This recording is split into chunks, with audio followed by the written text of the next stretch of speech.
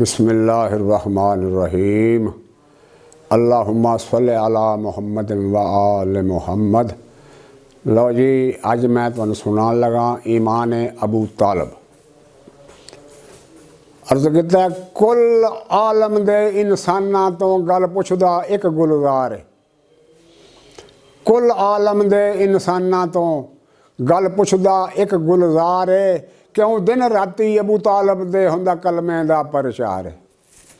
क्यों दिन राती अबू तालब दे हुंदा कलमे दा प्रचार है। वो एक दीन इस्लाम बचावन लई जिदा कुस गया सब परिवार है। वो जो अकद रसूल दा पढ़ सकता है उन्होंने कलमा की दुश्वार है। जो अकद रसूल दा पढ़ सकता है उन्होंने कलमा की दुश्वार है। वो जे कलमा पढ़िया ही मोमन बनता है, ये तेरा इसरार है। दस आसिया केड़ा कलमा पढ़िया कित्थे जिक्र अज़कार है। वो दस आसिया केड़ा कलमा पढ़िया कित्थे जिक्र अज़कार है। किवें बिन कलमे दे आसिया दा होया मोमना विच शुमार है।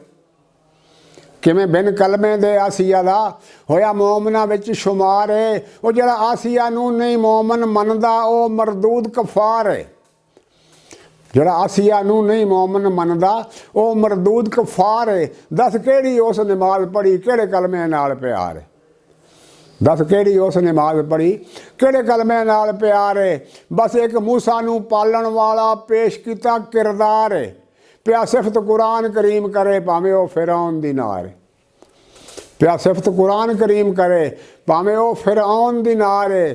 ते जे एक मूसा नूं पाल के ते वो जन्नत दी हकदार है। ते जिहड़ा पाले पाक मुहम्मद नूं करे घर दा घर निसार है। एक मूसा नूं पाल के ते वो जन्नत दी हकदार है। ते जिहड़ा पाले पाक मुहम्मद नूं करे घर दा घर निसार है। वो दावत जुल अशीरा दे जो खर्च दा जिम्मेदार है। जाए वध सकलैन दी बंदगी तो जिहदे पुत्तर दा एक वार है।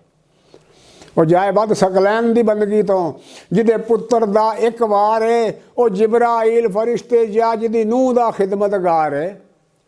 जिब्राइल फरिश्ते जा जिहदी नूह दा खिदमतगार है। वो जिहदे एक नहीं 11 पोते होवन जन्नत दे सरदार है। जिहदे एक नहीं 11 पोते होवन जन्नत दे सरदार है।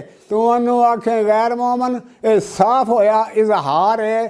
तेरी माँ खयानत कीती है तेरी नाल अली दे खार है। तेरी माँ खयानत कीती है तेरी नाल अली दे खार है। अल्लाहुम्मा सल्लि अला मुहम्मद व आल मुहम्मद।